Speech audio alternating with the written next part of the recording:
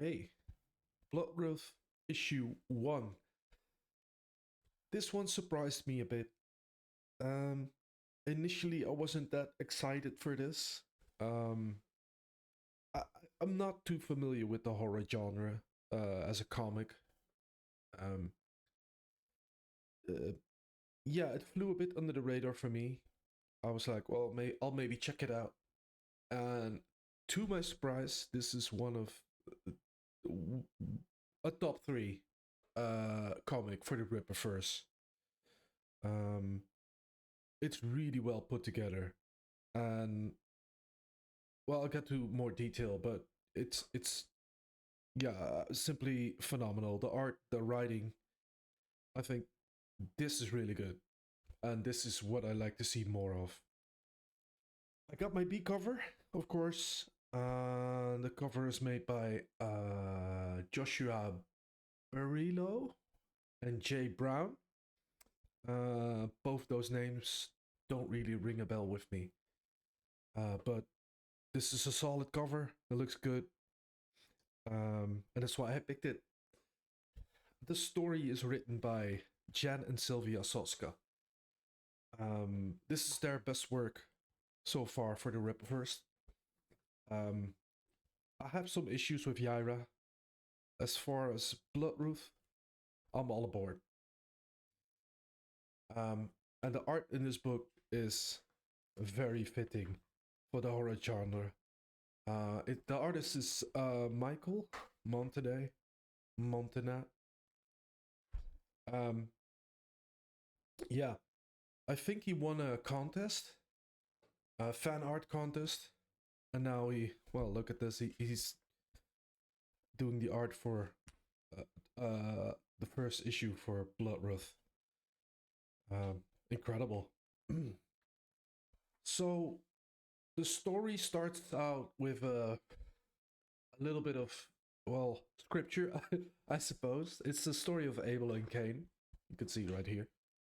Um, yeah, everyone knows the story. There's the two brothers. One gets jealous and kills the other one, and he angers God.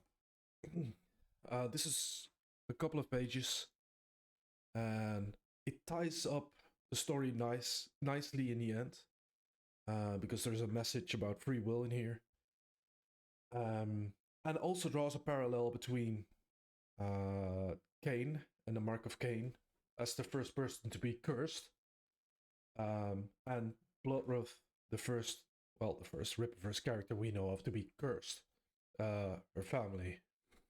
Um, Throughout the book, you see hints, and well, hints. It's obvious of Christianity.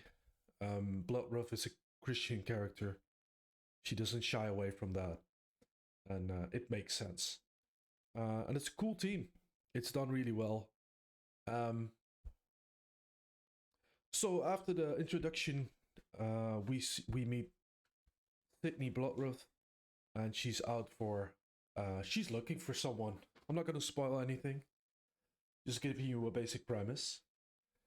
Um, yeah, she's looking for someone whilst fighting, I don't know, vampires or ghouls maybe, and she ends up encountering someone she recognizes. Um, After fleeing, she decides to move to Florist Park because she's drawn there. So apparently she can sense evil, and there's a lot of evil coming from Florist Park, or a big evil feeling or a vibe maybe. Um, as she arrives in Florist Park, she tries to zone in on the evil, and she meets up with a familiar character who you might see. Well, it's Gooding. I'm just gonna say it's Gooding. It's not really a spoiler. um, yeah, and Gooding tells her that he could use her help with a job. Um, they go meet the clients, and from there on, they take up a job of clearing a house, if you will, of an undesirable. Now, this job isn't as easy as it seems because the house is actually a castle and the undesirable is a greater demon. Um, you've probably seen him before from the campaign images or the splash page. Um, there's multiple demons in here, and they're all really cool. Um, from one of them, I was like, "Oh, that's not too scary," and then if you turn the page, it's like, "Oh, yeah, never mind." um, so the demons are really cool. All of them. You'll meet more than one in this book.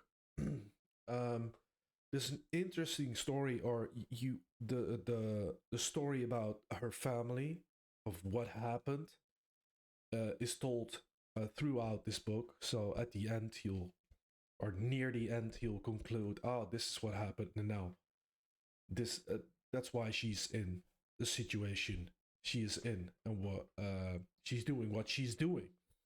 Um, so all of these aspects fit really well. Or it's done really cleverly. There's flashbacks at the right time, callbacks. Um, yeah. Now let's talk about some things I like. Very concrete. Um, so the writing is pretty damn good in this book. Um, I was a bit skeptical because of some issues with the Yaira, or specifically the first Yaira issue. But this book is well put together. It's a horror comic book, so the Soska sisters must feel right at home, and it shows. Yeah, like I said, there's demons, vampires, and undead. They tease you with a lot of things, which it creates a big world. Um, and the story just works well because, like I said before, it's a dungeon crawl. The Bloodruth goes into a house. She has a goal, and once that's done, the story is over. Um, it just works really well, and it's never boring. Um, the art is great. It's very atmospheric, very dark, of course. Um, I like the parts of inner monologue. You can see some here. Um, there's a.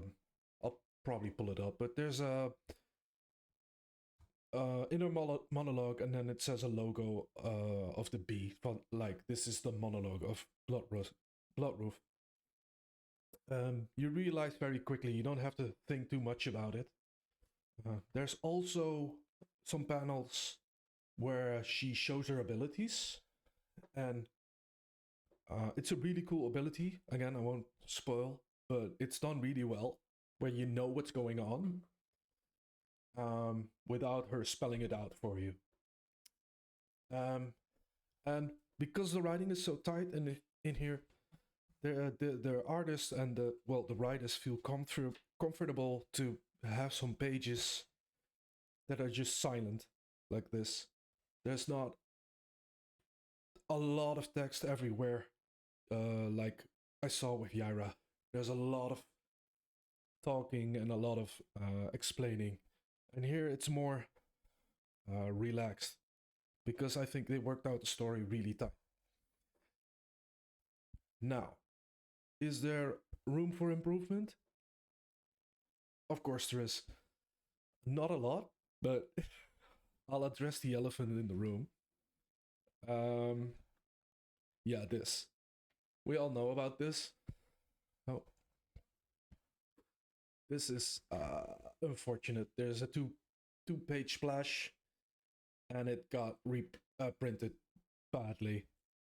I think he tried to pull it off as a artistic choice, but I'm not having it. I think he just fucked up here.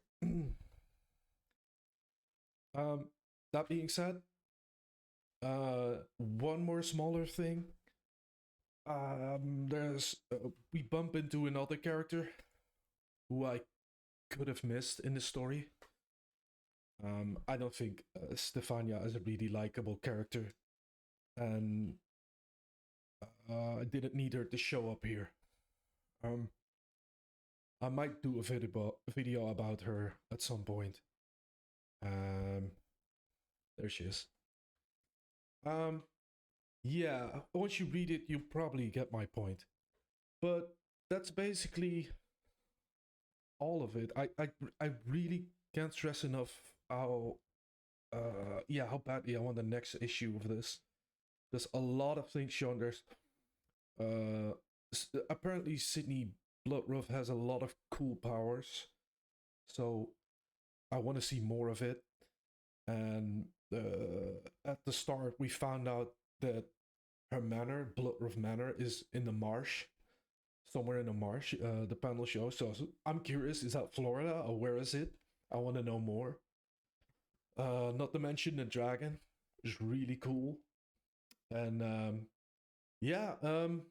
want to see where the plot line with well, let's say the butler goes with without spoiling it.